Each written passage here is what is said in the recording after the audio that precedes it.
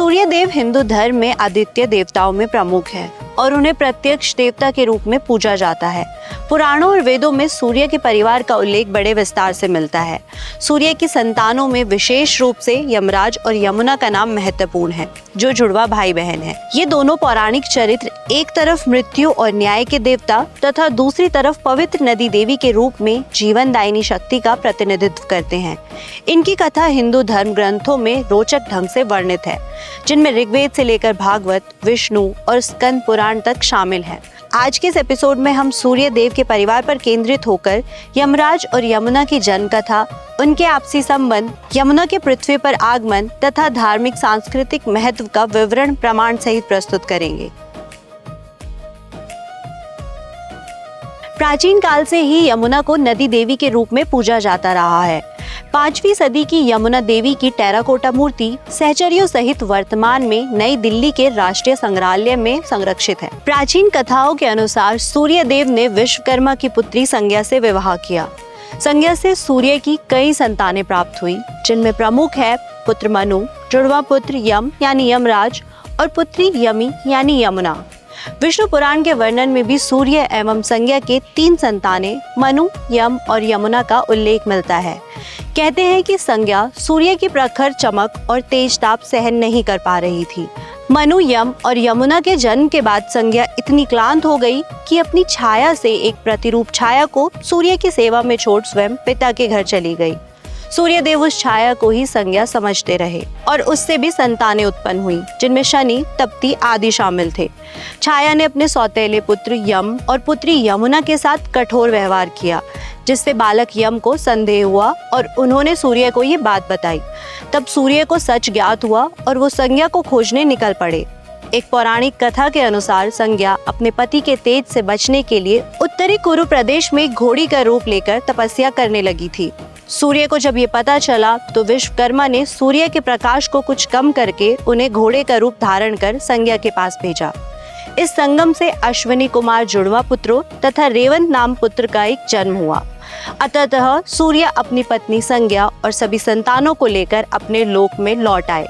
इस प्रकार सूर्य देव के परिवार में कुल मिलाकर 2 पत्नियों से कई संतानें थी। संज्ञा से जन्मे बच्चों में यमराज देवताओं के न्यायाधीश एवं मृत्यु लोक के अधिपति बने, जबकि यमुना ने एक पवित्र नदी का रूप धारण किया।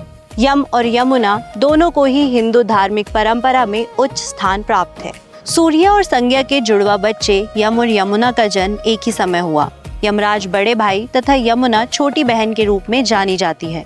पौराणिक मान्यताओं में इनके जन्म के साथ जुड़ा एक रोचक प्रसंग आता है। कहा जाता है कि गर्भ अवस्था के दौरान सूर्य के प्रचंड तेज के कारण संज्ञा अपनी आंखें बंद कर लेती थी।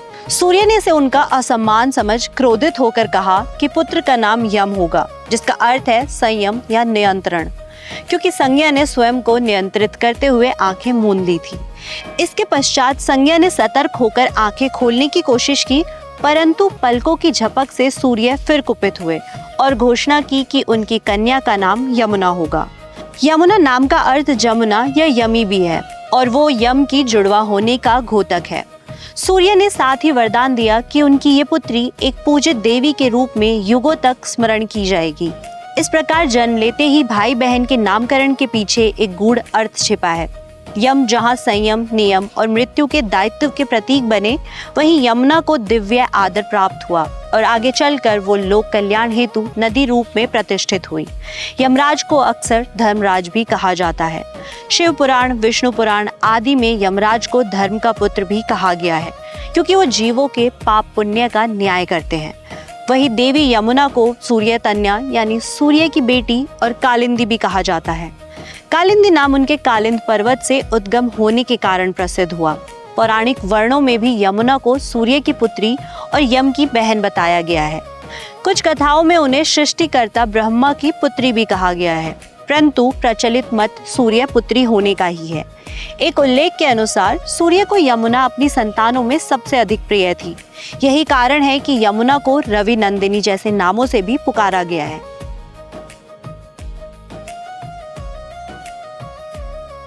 यमराज और यमुना का आपसी संबंध स्नेहपूर्ण भाई बहन का है, जिसे वैदिक एवं पौराणिक दोनों साहित्यों में दर्शाया गया है। ऋग्वेद के 10वें मंडल के एक प्रसिद्ध सूत्र में यमराज और यमी का संवाद वर्णित है। इस वैदिक कथा में यमुना अपने जुड़वा भाई यम से सृष्टि की उत्पत्ति हेतु संतति बढ़ाने का अनुरोध करती है। यमी तर्क देती है कि सृष्टि में प्रथम स्त्री पुरुष होने के नाते उनका मिलन आवश्यक है और धू और पृथ्वी आदि देवताओं के उदाहरण भी देती है। लेकिन यम इस अनाचार से इनकार करते हुए धर्म का पालन करते हुए कहते हैं कि देवताओं की दृष्टि में ये अनुचित होगा। अतः यमी निराश हो जाती है, किंतु यम अपने निश्चय पर अटल रहते हैं। ये कथा मानवीय नैतिकता और सृष्टि क्रम के द्वंद्व को दर्शाती है। ऋग्वेद में ही यम को प्रथम मृत्यु भोगी मानव भी कहा गया है, अर्थात यम ही प्रथम पुरुष थे जिन्होंने मृत्यु का वरण किया और पश्चात कालांतर में मृत्यु लोक के अधिपति बने। यमी अपने जुड़वा भाई की मृत्यु पर अत्यंत दुखी हुई। वैदिक ब्राह्मण ग्रंथ मैत्रेयणी संहिता में वर्णन मिलता है कि सृष्टि के आरंभ में सतत दिवस ही होता था, रात का अस्तित्व नहीं था। यम की मृत्यु के बाद शोकाकुल यमी ये नहीं समझ पा रही थी कि उनके वियोग में कितना समय बीत गया है, क्योंकि लगातार उजाला था। तब देवताओं ने पहली बार रात्रि की रचना की ताकि 2 दिनों का अंतर पता चल सके और यमी को समय के प्रवाह का भान हो सके। इस प्रकार रात्रि के आगमन से यमी धीरे धीरे अपने शोक से उभर सकी। ये कथा यम यमी के गहरे संबंध और प्रकृति के दिन रात के संतुलन की स्थापना को दर्शाती है। वेदों में यम को मृत्यु का अधिपति और यमी को जीवन की प्रतीक कहा गया है। वस्तुतः जहाँ यम आत्माओं का न्याय करते हैं, वही यमुना जीवनदायिनी नदी रूप में पृथ्वी को पोषित करती है। इस कारण कभी कभी यमी को जीवन की देवी भी कहा जाता है। पौराणिक काल में भी भाई बहन के इस संबंध को बड़ा पवित्र माना गया है। यमराज और यमुना के प्रेमपूर्ण मिलन की स्मृति में भाई दूज का पर्व मनाने की परंपरा प्रारंभ हुई। स्कंद पुराण के अनुसार कार्तिक शुक्ल द्वितीया को यमराज अपनी बहन यमुना से मिलने पहुंचे। बहन ने प्रेम पूर्वक उनका स्वागत तिलक, आरती, पुष्पमाला और भोजन से किया। प्रसन्न होकर यमराज ने यमुना को वचन दिया कि इस दिन जो भाई अपनी बहन से तिलक करवाएगा उसे अकाल मृत्यु का भय नहीं होगा और वो मोक्ष को प्राप्त करेगा। तभी से इस तिथि को भाई दूज के रूप में मनाने की परंपरा शुरू हुई। आज भी भाई दूज के दिन बहनें भाइयों को तिलक लगाकर दीर्घ आयु की प्रार्थना करती है और मान्यता है कि ये यम यमुना के आशीर्वाद से उनके भाई मृत्यु के भय से सुरक्षित रहेंगे। भाई बहन के इस पावन संबंध का सांस्कृतिक महत्व हिंदू समाज में अत्यंत गहरा है। यमुना मूलतः सूर्यलोक में दिव्य रूप में प्रतिष्ठित थी, परंतु मानव कल्याण हेतु उनका पृथ्वी पर अवतरण हुआ। पुराणों में वर्णित है कि देवी यमुना को एक पवित्र नदी के रूप में पृथ्वी पर लाने के लिए सप्तऋषियों ने घोर तपस्या की। उनकी आराधना से प्रसन्न होकर स्वर्ग में प्रवाहित होने वाली यमुना धरती पर प्रकट हुई और लोक कल्याण हेतु प्रवाहित होने लगी। एक अन्य जनश्रुति में कहा जाता है कि यमुना श्री कृष्ण की परम भक्त थी और पृथ्वी पर आने से पूर्व उन्होंने गोलोक में भगवान श्री कृष्ण की प्रदक्षिणा की। कृष्ण के आदेश पर यमुना कालिंद पर्वत पर उतरी, जिससे उन्हें कालिंदी नाम मिला और फिर वहां से धरती पर बहती हुई आगे बढ़ी। इस कथा से भी यमुना के अवतरण को ईश्वरीय इच्छा से जोड़कर देखा जाता है। भौगोलिक रूप से यमुना नदी का उद्गम वर्तमान उत्तराखंड राज्य में हिमालय की पर्वत श्रृंखलाओं के बीच यमुनोत्री नामक स्थान पर होता है। यह स्थान बंदरपुर श्रृंखला के पश्चिमी भाग में समुद्र तल से लगभग 3293 मीटर की ऊंचाई पर स्थित है। यमुनोत्री में कालिंद पर्वत यमुना का स्रोत माना जाता है और इस शिखर के नाम पर ही यमुना को कालिंदी कहा गया है। यमुनोत्री धाम हिंदुओं के पवित्र 4 धाम तीर्थों में से एक है, जहां हर साल हजारों भक्त मां यमुना के दर्शन करने पहुंचते हैं। यमुनोत्री में यमुना देवी का एक प्राचीन मंदिर है, जिसमें यमुना की काले संगमरमर की मूर्ति स्थापित है। मंदिर के पास ही सूर्यकुंड नामक गर्म पानी का स्रोत है, जहां भक्त प्रसाद हेतु चावल आदि उबालते हैं। यमुनोत्री मंदिर अक्षय तृतीया पर खुलता है और दीपावली के बाद शीतकाल में बंद हो जाता है। यमुनोत्री के निकट ही दुर्गम सप्तऋषि कुंड नामक हिम झील है, जिसे यमुना का वास्तविक स्रोत माना जाता है। हालांकि कठिन रास्ता होने के कारण ज्यादातर श्रद्धालु प्रतीक रूप में यमुनोत्री मंदिर पर ही पूजा करके लौट जाते हैं। हिमालय से निकलकर यमुना नदी दक्षिण दिशा की तरफ प्रवाहित होती है और कई पहाड़ियों एवं घाटियों को पार करती हुई मैदानी क्षेत्रों में प्रवेश करती है। मार्ग में यमुना अनेक सहायक नदियों टोंस, चंबल, सिंध इत्यादि को अपने में समाहित करती हुई आगे बहती है। उत्तर भारत के विस्तृत भूभाग को सिंचित करती हुई यमुना अंततः प्रयागराज में गंगा नदी से संगम करती है। प्रयागराज में गंगा, यमुना और अदृश्य सरस्वती के संगम को अत्यंत पवित्र तीर्थ माना गया है। ऐसा विश्वास है कि यहाँ स्नान पूजा करने से जीवन के सभी पाप कट जाते हैं और मोक्ष की प्राप्ति सुगम होती है।